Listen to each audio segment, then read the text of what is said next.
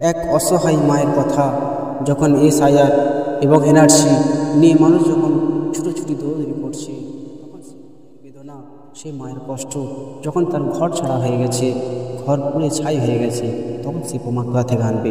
তাই সেই উদ্দেশ্যে কবি লিখছে, ওরে আমার খোকন সোনা, হলাম যে ঘর বেগানা, আজ হলাম যে ঘর বেগানা। কাঁদে তোমার মা, কাঁদে তোমার মা, এনআরসি থাকতে মোদের দেবে না। ওরে আমার খোকন সোনা, হলাম যে ঘর বেগানা, আজ হলাম যে ঘর বেগানা। সরকারের দাবি মানতে হবে, মানা ছাড়া তো আর কোনো রাস্তা নেই। তাই সেই অসহায় মা কবি ছন্দের মাধ্যমে লিখছেন, না কোনো ঠিকানা মোদের বড় অসহায়, না কোনো ঠিকানা মোদের বড় অসহায়।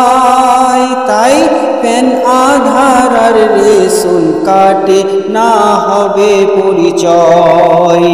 কি যে আল্লাহ পাকের শান, কি যে আল্লাহ পাকের শান, পেরেশান করবে শয়তান ছলনায়। ওরে আমার খোকন সোনা, হলাম যে ঘর বেগানা, আজ হলাম যে ঘর বেগানা।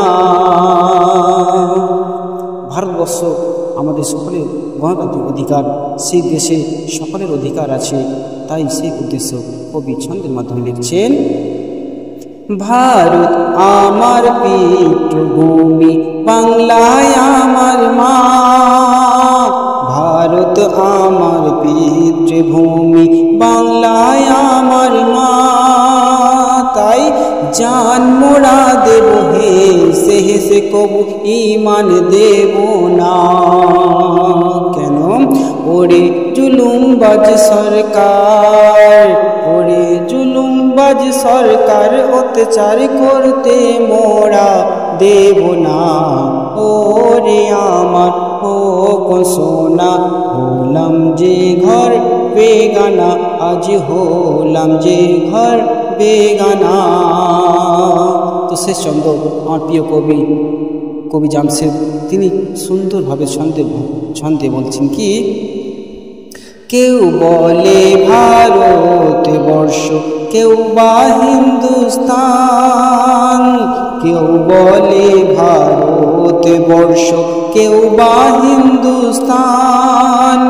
এ দেশেতে থাকবো মিলে হিন্দু মুসলমান। তাই কেন করো ভেদাভেদ, কেন করো ভেদাভেদ, জামশেদ খোঁজো আসল ঠিকানা।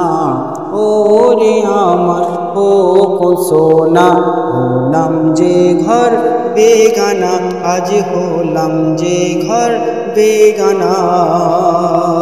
কাঁদে তোমার মা, কাঁদে তোমার মা, এনআরসি থাকতে মোদের দেবে না। ওরে আমার খোকন সোনা, হলাম যে ঘর বেগানা, হলাম যে ঘর বেগানা।